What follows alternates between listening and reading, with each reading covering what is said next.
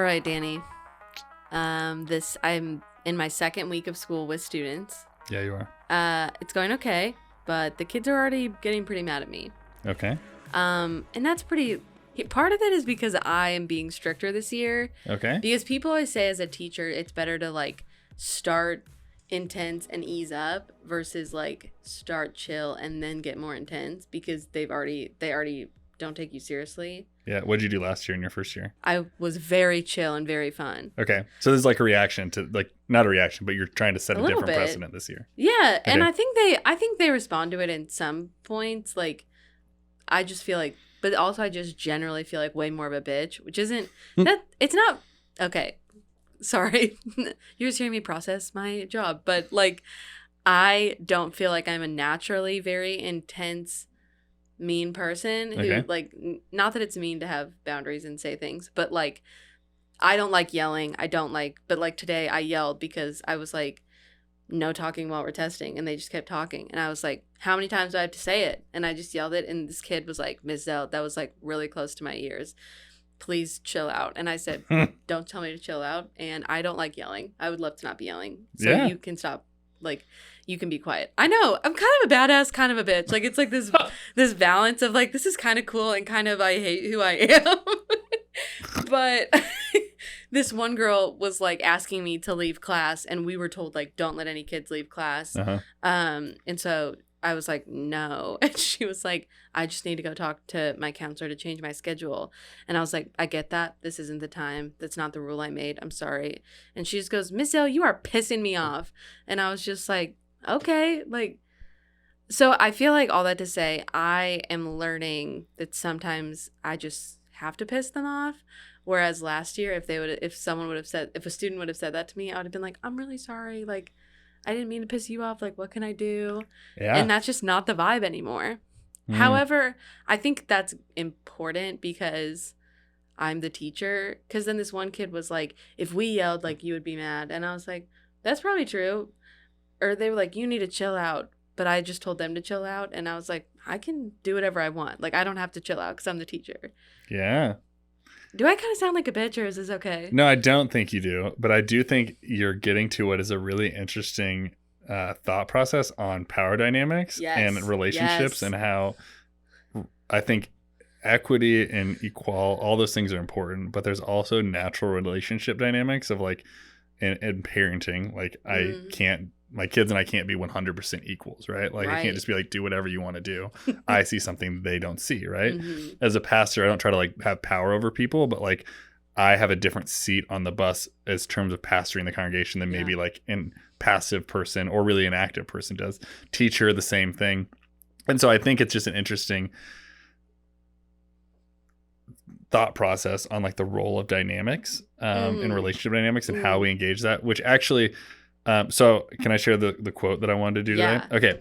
So I think that fits in well with this topic. And so someone on Facebook posted this thing. Okay. That said, repeat after me. I'm allowed to do what's best for me, even if it upsets people. And this person is like pretty progressive. And I read it and my natural response was like, ugh. Like it just made me frustrated. Partially because I feel like I know what the thought process behind it was.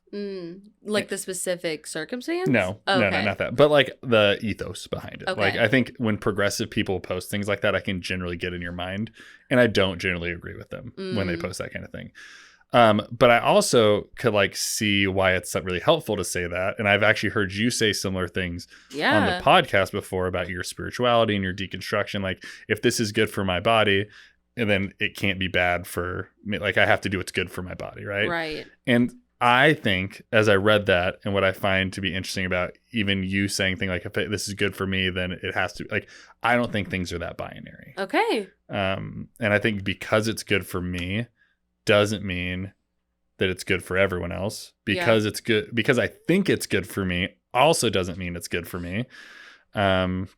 And because someone is giving feedback doesn't mean that it's bad for you or they think it's bad for you. I think when I read things like that, I think this is why I'm like icked by it is I'm like, I think we are trying to create a culture that doesn't receive feedback because we're autonomous humans that should be able to do all the things we want. And I feel this, so I should do this. And I think this is good for me, so I want to do it. And maybe I guess at the core of it for me, and we can go any direction with this, but I just wonder like how in deconstruction, but how in life in general or in faith or whatever, like we create mechanisms for other people to speak into our lives, because I think oftentimes we don't do that, or we don't want to, because if you're telling me I'm wrong, then you're not letting my story's true to me, so you can't tell me I'm wrong. And I don't know that I agree with that. Well, something I'm hearing you say that I think is a really interesting distinction is that feedback and making people upset are the same thing. Because the quote doesn't say, I am allowed to do what's right even if someone gives me feedback. It's like, I'm allowed to do what's best for me even if it upsets people. Right. But sometimes feedback isn't necessarily because the other person is upset. I think that's true. But I do think feedback generally, like, well, so people... I think we've equated those two, though. I don't think people think feedback is compliments. So no one be like, hey, I think that's really good. That's not feedback. Yeah. So feedback is inherently more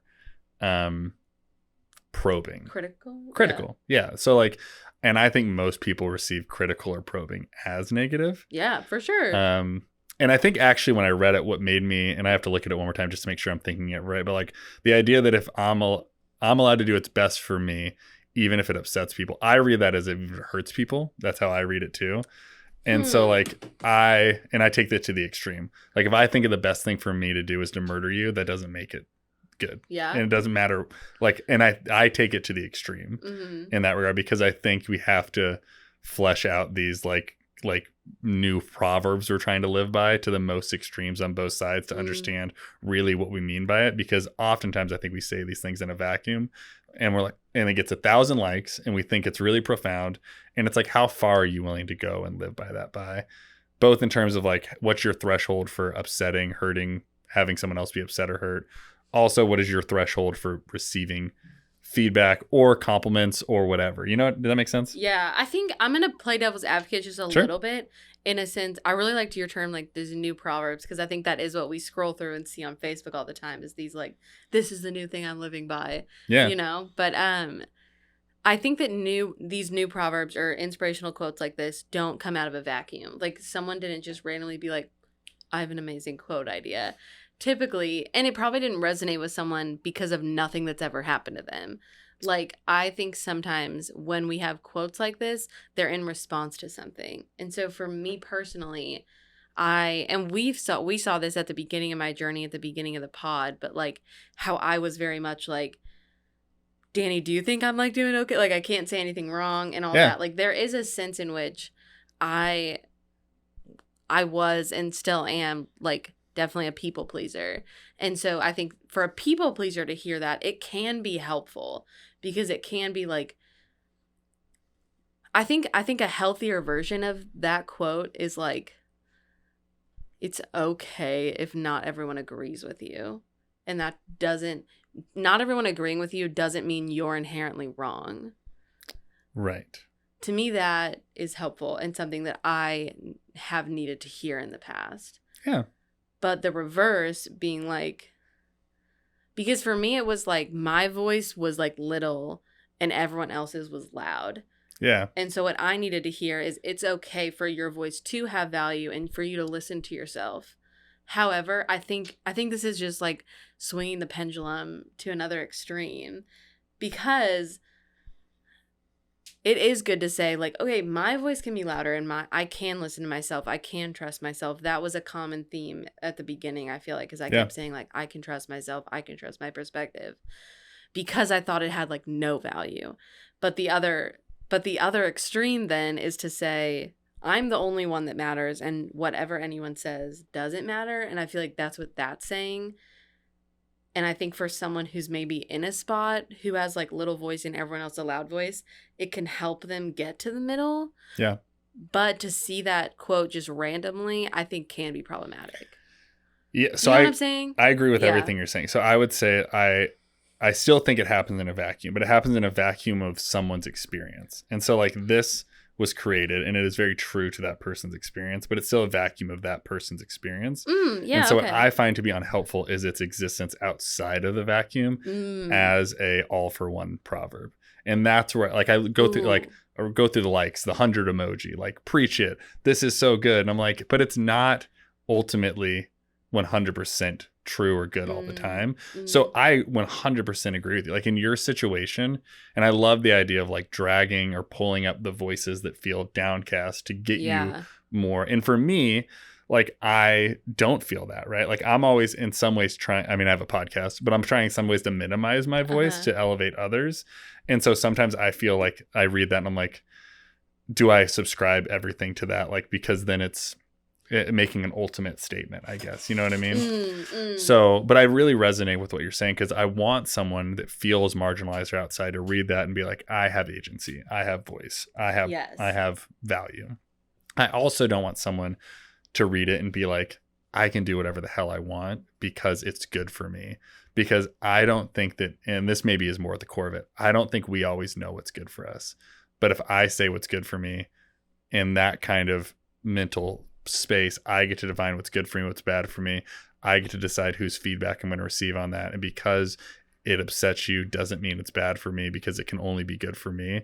And I think it could be this like spiral into your own echo chamber. And so I don't really have that much problem with it. I think as an 8 on the Enneagram, I read it and I'm like, why am I going to pick this thing apart? Because I want to pull from it. But I can go to the extreme, which I often do. For someone that's like pretty okay in the gray, I like to pull things to either extreme to be like, how is this either going to be perfectly and wholly good or perfectly and wholly bad? And so I think that's probably what I did with it. But I do remember, I like really, you said this to me at a party, and at the time I was like, that was annoying. But then I'm like, I'm sorry. I'm excited to hear what it was. But as I thought about it, I was like, that is like a critique that I really needed to hear. And I feel like it's something I still think about a lot and try to make sure I'm doing. It was a very pastoral thing of you, but at the time I was like, okay, Danny, you know what I'm saying? Yeah. You said, that was a terrible way to intro it. I'm sorry. I'm just really excited to hear what I said. You just said, you were like, Emily, I'm like totally supportive of you and your journey. This is when I was like pretty in my like atheist era.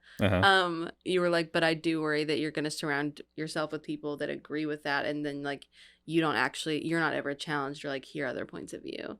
And my worry is that that's not actually where you want to stay, but you're going to surround yourself with people that like help you stay there. Yeah. And I was like, shut up, Danny. But then like, as I thought about it, I was like, no, like that's probably right on the money. And I like took that and I did try to spend more time with people who maybe pushed me a little more toward spirituality, or not even like push, but just people who I disagreed with, that I wasn't just like sitting and being like a hater with them, you know? And to clarify, I wasn't telling you not to hang out with people that are atheists. No. But I was saying like anything that was an echo chamber could be problematic. Yeah, I didn't hear you saying don't hang out with atheists. I heard you saying don't only hang out with atheists because that's what you're feeling right now and that's the most comfortable. Sure. Okay, yeah. Yeah, I think that's like an interesting, to hear you say that is like interesting in terms of like all of us trying to figure out like where are we making ourselves uncomfortable? Even what we talked about on the Barbie episode just a second ago, like creating spaces of like purposeful uncomfortability for the sake of growth. I think we didn't explicitly say that, but some of that we talked about. But also to your point, like it's interesting to be like, I didn't want to hear that. And I was like pretty annoyed by it. But then looking back like retrospectively, because I would say, I mean, that's not what you want to hear at a party. No, it's not. I mean, I'm a pretty big downer at a party. I'll be honest with you. I get spiritual real quick with people. And so I think there's a reason, direct correlation with how I act in parties and my invite. So that'd be like, God, people like, we should invite Danny to this. And a hush falls over the crowd as soon as Danny walks in. Yeah. Not really. Yeah. It's true, actually. I think that I really seek deep, meaningful conversations. And in some ways, a one-trick pony. And it's how I connect with people. And so I think sometimes I'm like, oh, I bet they really want to have this conversation. Especially if, now that I don't drink, if someone else is like 6 beers in, I'm like, this is definitely the time to have this conversation with them.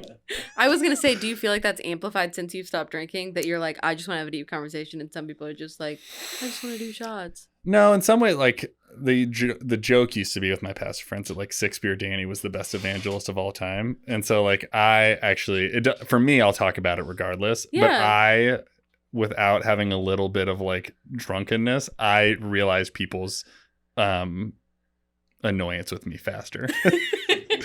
I think I could shield it and be like, oh, I'm crushing it right now. And now I'm like, oh, like they for sure, like they just keep walking into the other room and I keep following them. That doesn't actually happen. But I have a lot more self-awareness now. So no, that makes sense. I feel like in a lot of ways I am similar to that. Like I'm just ready to like hunker down and get deep when people aren't. I remember some of the first times we hung out, like when we went out after some of your comedy shows and went to some of the bars, like inevitably you, me, and some of your friends would get into like these. Yeah. I remember you would like match me with people and be like, you guys should have this talk about like, or person, I guess. But it's funny. Like, I think you and I are similar in that regard. Like we like to have some of those conversations. For sure. And so in that sense, like when I was like a little kid, I remember I getting was drunk and having conversations with people. The John Mulaney bit when he talks to starting to drink when he was 4 and they're like, what did you do all day? Colored. Anyway, but what am I saying about that? Oh, side note, but my mom, I remember we were like dropping my friend off at their house and I was like, so what's like your greatest fear? We're just like in the minivan and she just like gets out and she's like, bye, Emily. And I remember my mom, after the door was closed, she was like, Emily, I love that you like love having conversations like that.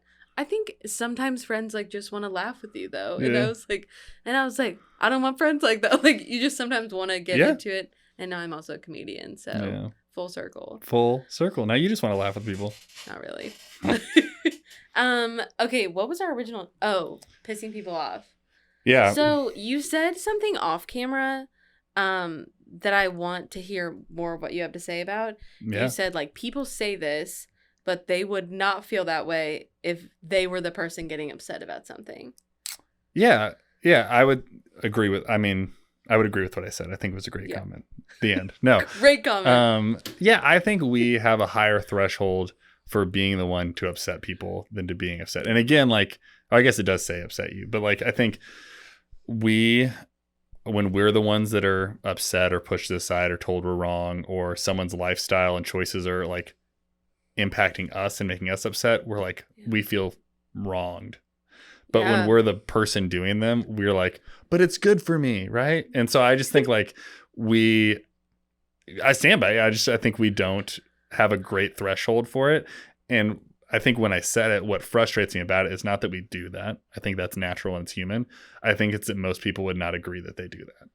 That's what frustrates me. Would not agree that when someone does something they don't want, they get butthurt about it? Yeah, I wouldn't say that, but... But I feel like that's true. Like I honestly was, when you said that, you kind of offhandedly said it before we started recording, but I was like, dang, that's really true because I feel like I do take it kind of personally when people don't take my advice. Yeah. Like I'm just like, I guess you don't care what I have to say. Like even though it's not even about me at all. But I remember in college, like I had this friend who was dating someone that I just was like, you should not date him. Like he sucks. Right. And then she was like, I'm going to date him. And I was like, guess you don't care about my friendship. And that was. Yeah. That's ridiculous. But also like think about how. You've done that to other people. Yes. How I piss people off. Yeah. Well, how someone maybe gave you advice and you're like, I'm not going to do that. Right. And it is hard to not take it personally. Yeah. It honestly gives me a little bit maybe like grace for people who do get frustrated with my deconstruction. Because I'm like, yeah, it does feel personal when someone's like, you shouldn't think that. And then you're like, I'm going to think it. Yeah. And it goes back to something like we've talked about in this, like some of your more evangelical friends that are like, they're in some ways misguided and say things that are hurtful, but they care about you, right? They're like, I don't want you to go to hell, right? I think sometimes we mistake people's actions with their motives. And we're like, we see what we don't like or we hear what we don't like. And it's like their motives, or actions, if misguided, that can be true, but their motives might actually be really kind-hearted. Yes. They just they don't present as kind-hearted, or you might disagree with them. But that's like an interesting thing that I think I personally don't give people enough credence on. Like, I'm like, I don't put myself in that shoe. I'm like, that's a jerk move and I don't care what your intentions are. And I think as we said that before we started recording, maybe that's what I was thinking a little bit is like introspection of like, I probably need to give people, as you said, as much grace that I want, like that I give them, I should present it and receive it in the same way, you know? Have you seen the movie Lady Bird? I don't think so. It's by the same director who did the Barbie movie. I just watched it the other day. Sounds familiar. But it's basically, it's a lot of different things, but it's kind of this coming of age movie of this girl who's about to head off to college and her relationship with her mom. And her mom is like very nitpicky, like never lets anything go, like just feels very naggy and very, just like says hurtful things that sometimes you're like, why do you feel the need to say that? Yeah, why are you doing that? But clearly the girl really looks up to her mom, really values her, really like loves her and wants her comfort and wants her wants her high opinion. But there's this whole scene where basically her teacher is looking at her writing and she goes, "You clearly love Sacramento." And she was like, "I just was like describing it really intensely." And she goes, and then the teacher goes, "Well, what is really the difference between love and that much attention? Like if you are that invested in every detail, I think that shows love." And it's this moment in like you can see the wheels spinning in the girl's head where she's like, so maybe that is how my mom shows me love. But I think it goes back to just the idea of like that motives, and I don't think motives necessarily justify actions that are hurtful or wrong, but it does. I think it just basically saying the same thing. I don't think it necessarily makes it okay, but it does help me give grace in a sense that like even reversed when I was maybe the person that was super religious and seeing people deconstruct and I was frustrated and probably made really hurtful comments that weren't necessary. I thought I was being as loving as possible. Yeah. Yeah. I mean, I think about it in like a real low stakes kind of way. Like, and I think about this all the time, like in text messaging and stuff, like I'm a exclamation pointer and I'm like a attempt to be quick replier. And I'm like I'm not a person that always has to be the last to respond, but like I get weirded out if there's like, did I kill this conversation or did they, kind of thing, right? Do I make you feel that way all the time? Sometimes. Sorry. But I would say like an interesting that I've had to remind myself, because Annie and I are very different texters. Okay. Is like, what is the motive of what she's trying to say? Like, what is what is she actually trying to say? And what am I putting on what she's trying to say? And I only use that as an example because it's like so low stakes. But I think like when we look at someone having a conversation with us about like our eternity, very high stakes. Right.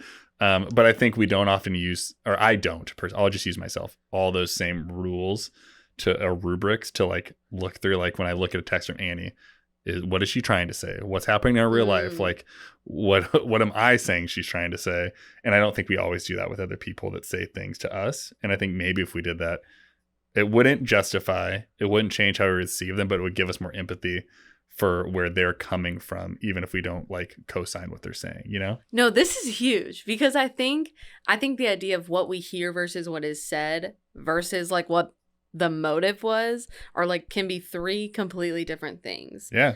And I think that's really important. And what I was processing as you were saying that is I think what we hear is usually what we're already worried about. Like I'm wondering if you don't need to like get into you and Annie's relationship, but like if she maybe doesn't use punctuation and it's just like it's okay, I would be like she's pissed. You know, because that would be like already my fear. Yeah. Like if you're already worried that Annie would be upset and then you get that message, it confirms what your brain is already looking for. Yeah, I think that's right. So like if we had some sort of like situation before she left or whatever, and like the first message I get from her is hey with an exclamation point, I'd be like, oh dope, like we're not in a bad place. Yeah. If I got hey with a period, I'd be like, she's so mad. If I just got hey, I'd be like, all right, I have to do some work here to figure out what's going on, right?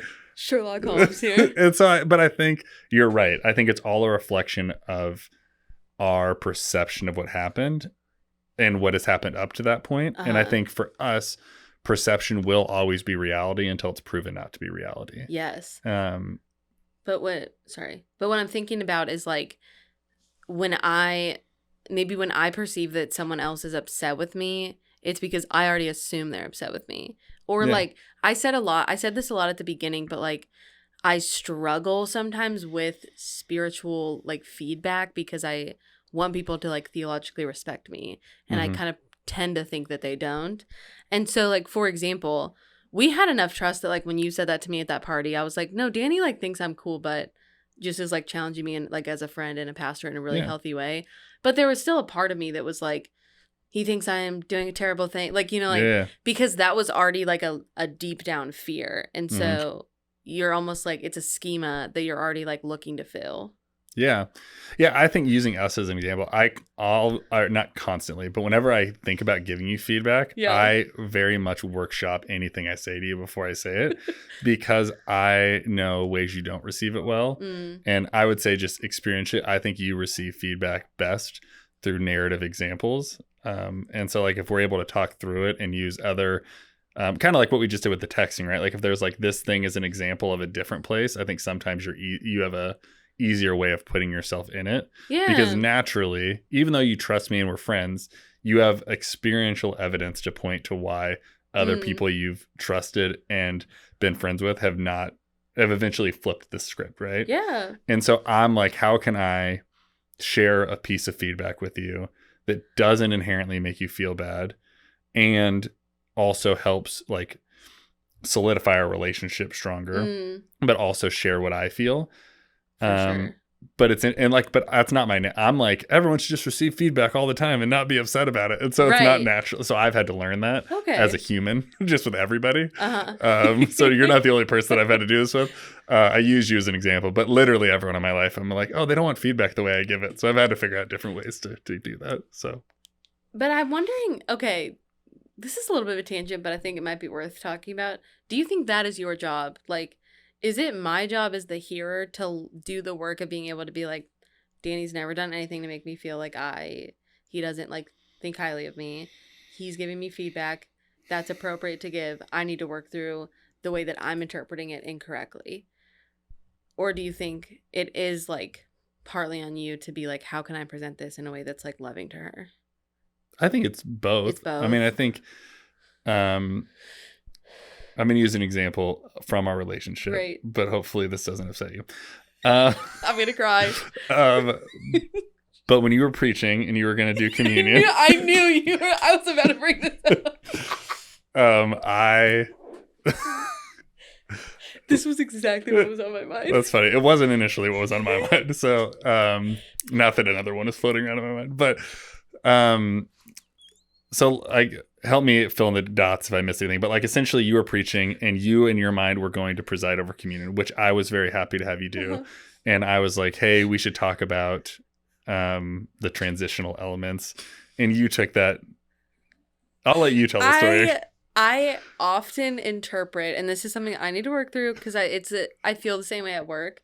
So it's not, it makes you feel better. It's not just you. Yeah. But I interpret, like, checking in or needing a plan as distrust. Yeah. And so, like, when you were like, just send me what you're talking about. And, like, what would the plan be? I was like, never mind. Yeah. Well, I also remember. Like, a little, I just kind of got flustered. Yeah. And was like, I would rather just, like, not. One time I remember you were doing the welcome and I was like, hey, like, don't freewheel it. And you, that, like, had a similar impact. And I was so something I've thought about in terms of, like, who is it on? Like, I know something you, like, the day before is not a good time to say that to you. That's because that's, like, when I'm flustered and it's, like, too soon, I'm like, I get a lot less flexible the closer it is to it. Yeah. And so, and part of it, like, and this is just self-awareness, it's not about necessarily we're talking about, like, I think it was rooted in misaligned expectations. I said something to you that I don't think that I, like, meant exactly what you heard me saying. 100%. And so, like, some of it is, like, how do we perceive what to be true? Yeah. But that wasn't, like, I've thought about that moment since. And, like, how do I present feedback? Because I use the example to you. I was like, you wouldn't let me preach in your classroom on Shakespeare just because I really wanted to. Like, you'd be like, I want to see what you're going to say. Yeah. Or someone would. The public school system would not be into it. And me being like, hey, I want you to preach and I want to see what you have to say isn't me being like, you're not smart. But it's, or, like, I don't trust what you're going to say. Yeah, but it's me being like, I'm a steward over this. 100%. And, like, part of my role in that is to support you and help you become the greatest you can be in that. And so, but I've had to think about, like, timing and context in mode. Like, is this in person? Is it a phone call? Is it a text? When do I do it? All of those sorts of things. So I think the feedback as itself wasn't inherently the issue. It wasn't even feedback. Well, I never got a chance to give you feedback because you never made it to that point. But I think that the issue was wrapped up in all the other things that didn't allow feedback to be given. And I think that's where, like, for me, I think sometimes, and I'm not saying what I did to you is what I always do, or even what happened was completely wrong. But what I'm saying, like, sometimes I can shoot myself in the foot giving people feedback because when it's on my mind, it's on my mind. And I don't always put the foresight into saying, like, how is the most healthy and life-giving way for everyone? Going back to, if it's good for me, it doesn't matter if it upsets you, right? That, like, me being like, that was good for me to give you, and it upset, like, it wasn't in a vacuum good for everyone. Yeah. And so, like, that's a great example of, like, there are so many other ways I could have done this to, like, have it be helpful. Yeah. And probably you could say, like, there are other ways I could have responded to this to have it be 100%. Helpful. And I think even having this conversation is something I don't think many people do. And maybe you and I wouldn't have done if it wasn't on a podcast. But I think it's an interesting thing to, like, think about, because I always want the best for you as an individual, a friend, and a minister of the gospel. Yeah. And my greatest goal would be, like, you preach 52 weeks a year at the well, right? I think that'd be dope. But I know that there's, like, development and teaching on my side to, like, that would have to get you, and I don't even know that you would want that, so I'm not, like, projecting that on you. But I'm saying, like, if you were going to preach 4 times a year, 12 times a year, 52 times a year, like, part of that is, like, me doing, like, my part as, like, the pastor and a mentor in this role. For sure. And figuring out the best way to provide feedback. And I think, looking back in hindsight, could have done better at that. And also, like, because I remember on that Sunday morning, you were like, are we okay? And I was like, yes, I'm sorry that, like, I didn't react the best either, because sometimes in the moment, I feel like people are just watching us talk through this. It's fine. Best podcast. This is podcasting 101, friends.